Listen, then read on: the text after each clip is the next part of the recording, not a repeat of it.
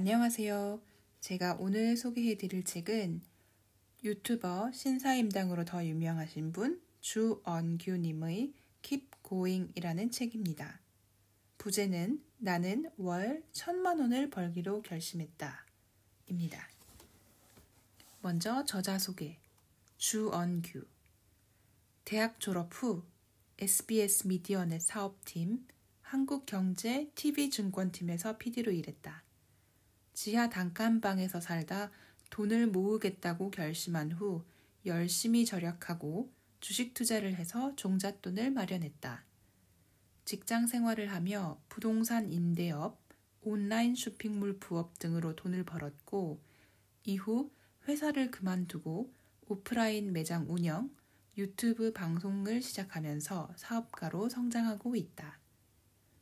자신의 재테크 경험과 돈 버는 노하우를 영상으로 촬영해 유튜브 채널 신사임당에 꾸준히 올렸다. 재테크를 하고 싶어하는 2040 세대에게 폭발적인 반응을 얻어 6개월 만에 구독자 10만 명을 돌파, 유명 유튜버가 되었다. 머릿말. 나는 돈을 벌기로 결심했다. 안녕하세요. 신사임당으로 활동하고 있는 주언규입니다. 많은 분들이 저에게 묻습니다. 당신이 부자냐고, 무슨 자격으로 돈 얘기를 하느냐고 묻습니다. 저는 지금 부자가 아닙니다. 그렇지만 부자가 될 것입니다. 돈을 벌고 아끼고 투자하는 것을 멈추지 않을 것입니다.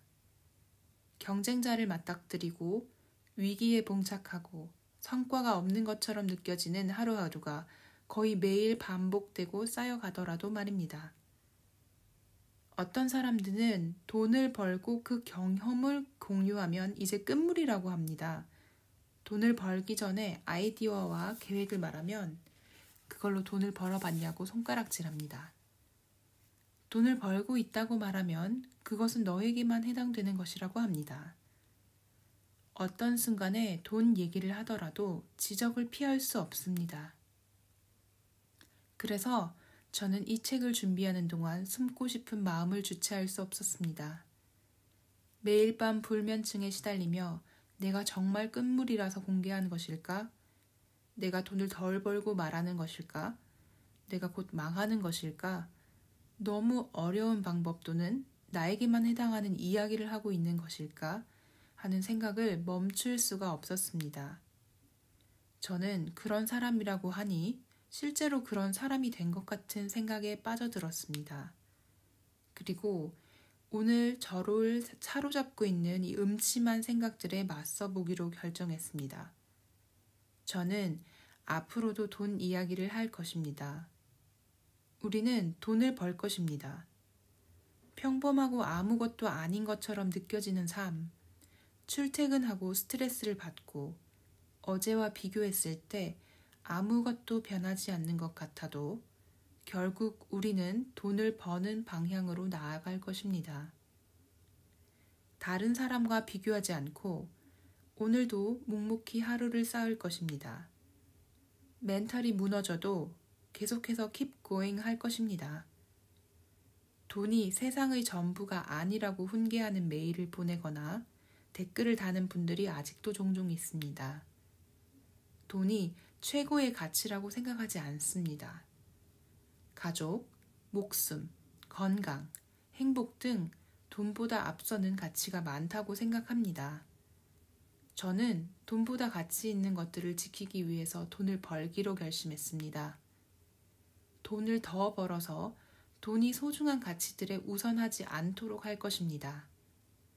우리 가족이 돈 때문에 다른 소중한 가치를 포기하는 일이 없도록 할 것입니다. 성실, 도전, 근면, 창의, 실천 같은 한물간 단어에서 먼지를 털어냅시다. 우리의 성실함을 비웃고 도전을 조롱하며 근면을 무시하는 삶을 경계할 것입니다. 창의적인 생각으로 문제를 해결하고 계획한 삶을 실천하는 사람들의 이야기를 전할 것입니다. Keep going 합시다. 지칠 때마다 서로를 응원합시다. 저는 그런 공간을 만들기 위해 최선을 다할 것입니다. 적은 돈을 버는 사람을 조롱하지 말고 많은 돈을 버는 사람을 시기하지 맙시다. 묵묵히 오늘도 어제보다 부자 되는 삶을 삽시다. 독자분들께 2020년 7월 주원규 신사임당 올림. 불운한 결정의 3가지 공통점. 내가 불운한 결정을 했던 순간을 돌이켜보면 몇 가지 공통점을 발견할 수 있다. 첫 번째는 조급함이다. 딱히 이유가 없는데도 스스로를 몰아붙였다. 조급한 상태에서 내린 결정이 좋은 결과를 가져오기는 힘들다는 것을 알면서도 왜 그리 급했을까? 마음이 조급하면 판단력이 흐려지고 섣부른 결정을 내리게 된다. 나의 첫 번째 창업은 조급함의 결정체였다. 평생 모은 돈을 단 한 번에 쏟아 부어야 한다는 사람도 없었고 더 많은 준비를 하지 않을 이유가 없었다. 시간이 나의 편이 되도록 했어야 했다. 조급함을 느낄수록 여유를 갖고 모든 상황을 다시 바라볼 필요가 있다. 하나씩 요소를 분해해 본 다음 모두 다 옳다고 생각했을 때 해도 늦지 않다. 한 번만 더 살펴볼 걸 그랬다는 후회가 밀려오지 않도록 최선을 다해야 한다. 최선을 다한 뒤에는 맞이하는 실패를 원인을 비교적 빨리 찾을 수 있다. 모든 요소에 최선을 다했기 때문에 내 손이 닿지 않는 곳이 어디인지 알 수 있다. 그러나 조급한 결정으로 망친 것은 내 손이 닿지 않은 곳을 찾기 힘들다.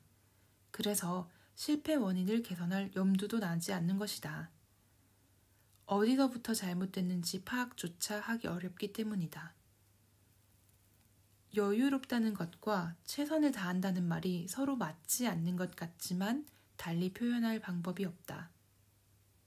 여유를 두고 최선을 다해야 한다.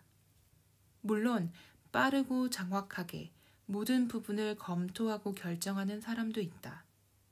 그 사람은 그 분야의 모든 요소에 대한 경험을 이미 충분히 갖췄을 것이다.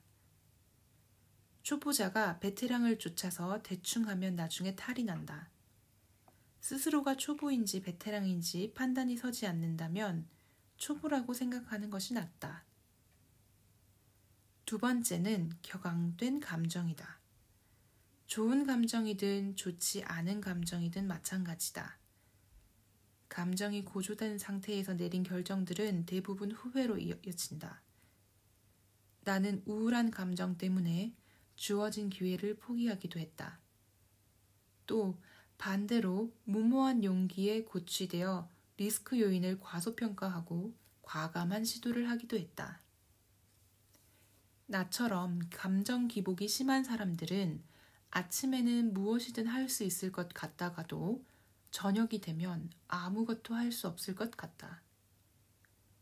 나의 첫 번째 창업은 순전히 감정에 의해 이루어졌다. 계약하고 동업을 하고 인테리어를 하는 모든 과정이 감정에 휩쓸린 결정이었다. 자존심 때문에 한 번 뱉은 말을 고집하다 어느 순간부터 돌이킬 수 없게 되었다. 내 리소스를 객관적으로 파악하지 못하고 아내의 희생을 요구하면서 진행했다.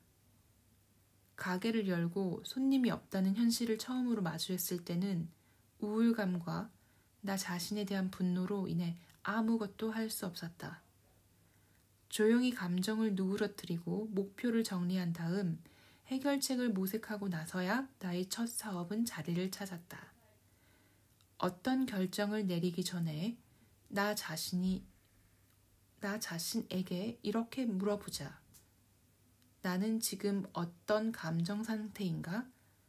감정이 누그러지고 평온한 상태로 돌아섰을 때 다시 한번 생각해보면 그리 심각한 상황이 아닐 수도 있고 반대로 생각보다 긍정적인 상황이 아닐 수도 있다.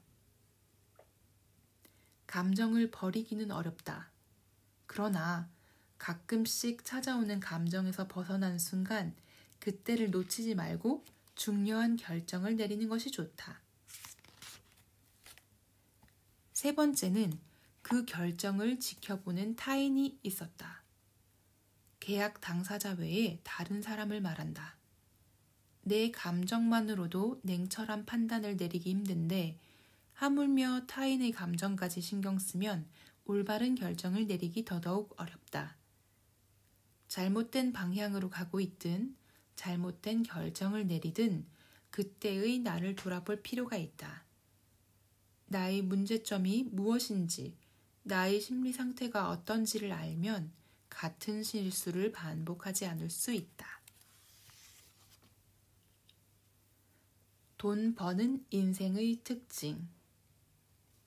공급을 시도하는 삶을 살면 돈이 벌리고 소비를 시도하는 삶을 살면 돈이 사라진다. 아무것도 하지 않으면 아무 일도 일어나지 않는다. 다만 늙어갈 뿐이다. 공급을 하기 위해서는 손님이 있어야 한다. 매력이 넘치는 사람이나 상품 주변에는 손님이 넘쳐난다. 나 같은 사람의 주변에는 항상 손님이 없다. 그러므로 나는 손님, 즉 트래픽을 부르기 위한 시도를 해야 했다. 무언가를 시도하자 나의 주변에 새로운 장애물이 나타났다. 지금까지는 잘해왔지만 단 한 번의 실패로 모든 것을 잃게 될 것이라고 말하는 사람도 있었다. 지금 하고 있는 행동은 의미 있는 시도가 아니라며 왜 미련한 짓을 하며 피곤하게 사느냐고 말하는 사람도 있었다. 저 사람들은 내가 시도해서 성공하면 자기보다 앞서 나갈지도 모른다는 상대적 두려움 또는 시기심의 발로에서 저렇게 말하는 거야. 스스로를 토닥이고 타인의 비아냥을 억지로 외면하면서 계속 시도했다. 그렇게 더 앞서 나가기 시작할 때는 실력이 있다기보다는 꼼수를 부렸다거나 단지 운이 좋았다는 평가를 들었다. 너의 능력이 뛰어난 것이 아니라 동전 던지기를 잘했을 뿐이라고. 맞는 말이다. 운이 나쁘면 동전 던지기에서 100번 연속 뒷면이 나올 수도 있다. 그러나 영원히 뒷면이 나오지는 않는다. 그래서 나는 무한한 실패에도 쓰러지지 않는 규모를 생각했다. 언제까지 해야 할까?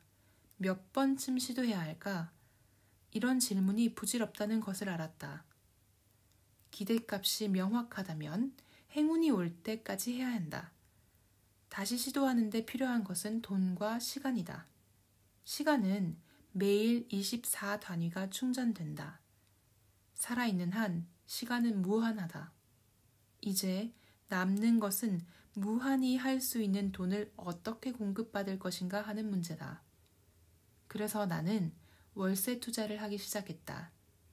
지금은 월세로 매달 700만 원 정도의 수익을 얻고 있다. 월세 수익에서 생활비를 제외하고 매달 100만 원짜리 새로운 시도를 할 수 있다. 오늘은 여기까지 읽어드리도록 하겠습니다. 그럼 오늘 하루도 즐겁게 보내시고 다음 시간에 또 좋은 책으로 다시 만나 뵙겠습니다. 들어주셔서 감사합니다.